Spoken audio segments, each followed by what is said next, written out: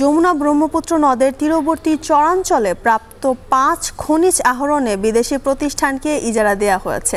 চুক্তি মোতাবেক খনিজ উত্তোলনে কাজ করবে অস্ট্রেলিয়ান প্রতিষ্ঠান এভারলাস্ট মিনারেলস লিমিটেড। খনিজ আহরণের আরও খবর জানাতে গাইবান্ধার বালাসী ঘাট থেকে যুক্ত হয়েছেন সহকর্মী হেদায়েতুল ইসলাম বাবু। বালুচরে কি কি খনিজ মিলছে আর অস্ট্রেলিয়ান প্রতিষ্ঠানকে কত হেক্টর বালুচর ইজারা দেওয়া হয়েছে জানাবেন।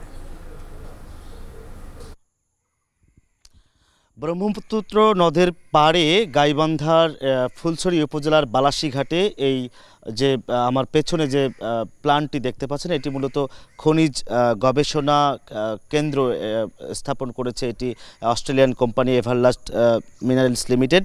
এই প্রতিষ্ঠানটিকেই কিন্তু সাম্প্রতিক সময়ে ব্রহ্মপুত্র নদের বালুচরে ৭৯৯ হেক্টর বালুচর ইজারা দেয়া হয়েছে। মূলত এই ইজারা দেওয়ার পেছনে যে কারণ সেটি হচ্ছে এই বালুচরে আপনার বেশ কয়েকটি মূল্যবান ভারী খনিজ পদার্থ লুকিয়ে আছে, যেই খনিজগুলো আহরণ করা হবে এবং এই খনিজগুলো আহরণ করবার জন্য এভারলাস্ট মিনারেলস লিমিটেডকে কিন্তু ইজারা দেওয়া হয়েছে ৭৯৯ হেক্টর এলাকা।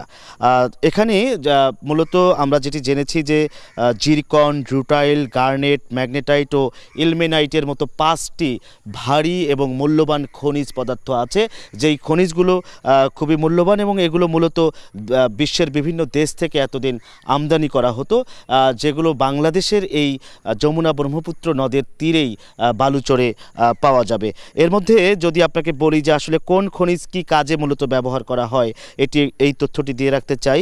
তা সেটি হচ্ছে যে জিরকন, এটি মূলত সিরামিক, টাইলস, রিফ্যাক্টরিজ ও মেল্ডিং সেন্সের যে সাস নির্মাণ করা হয় সেই কাজে এই খনিজ পদার্থটি ব্যবহার করা হয়। এটি মূলত বিশ্বের মধ্যেই আপনার অস্ট্রেলিয়া, দক্ষিণ আফ্রিকা, ভারত, চীন, ব্রাজিল, যুক্তরাষ্ট্র এই সব দেশ থেকে রপ্তানি করা হয়ে থাকে। আর এর মধ্যে রুটাইল যেই খনিজ পদার্থটি আছে, এটি মূলত রং, প্লাস্টিক, ওয়েল্ডিং রড, কালি, খাবার, কসমেটিক্স, ওষুধ উৎপাদনে ব্যবহার করা হয় এবং এই খনিজটি আসে অস্ট্রেলিয়া, ভারত, ইতালি থেকে। আর গার্নেট যে খনিজটি আছে এখানে, সেটি সিরিজ কাগজ উৎপাদন, লোহা জাতীয় পাইপ পরিষ্কার, বালুতে বিস্ফোরণ ঘটানোর জন্য কিন্তু মূলত ব্যবহার করা হয়ে থাকে। আর এই খনিজটি নিয়ে আসা হয় অস্ট্রেলিয়া এবং ভারত থেকে।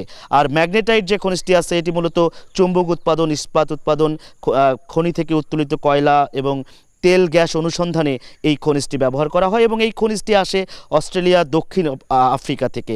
আর এর বাইরে যে খনিজটি আছে এই অঞ্চলে, সেটি হচ্ছে ইলমেনাইট। এটি মূলত টিটেনাইম মেটাল তৈরি, ওয়েল্ডিং রড তৈরি ও রং উৎপাদনের কাঁচামাল হিসেবে ব্যবহার করা হয়ে থাকে। আর এটি অস্ট্রেলিয়া, দক্ষিণ আফ্রিকা সহ বিশ্বের বিভিন্ন দেশ থেকে রপ্তানি করা হয়ে থাকে। যেই খনিজগুলো এখন আমরা বাংলাদেশে এই যমুনা ব্রহ্মপুত্র নদের যে বালুচর আছে সেই বালুচর থেকে আহরণ করা সম্ভব হবে এবং এটি আহরণ করবে অস্ট্রেলিয়ান প্রতিষ্ঠান এভারলাস্ট মিনারেলস লিমিটেড।